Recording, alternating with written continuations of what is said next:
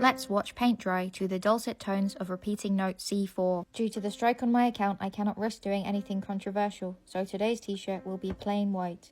And the video, as already stated, will be watching paint dry outside Anfield Stadium to see if that makes a difference.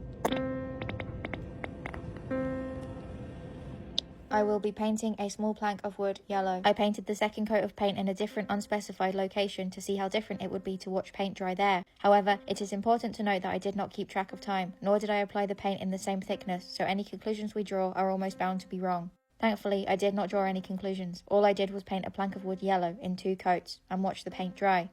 I do have a plan for this plank of wood, but I will reveal the plan tomorrow so as not to add too many story arcs into this already too interesting video. This might look like a photo at first glance, but if you look in the background you will actually see legs moving, which indicates that it is, in fact, a video. This shows paint drying in real time. You'll also notice there is quite an interesting texture going on with the paint. I will actually now blur that out so as not to pique your interest further. To determine whether the paint was dry, I used my hand. What I did was touch the paint. If my hand came away with paint on it, the paint was still wet. If my hand came away dry, it meant the paint was dry. You can see me here testing if the paint is dry.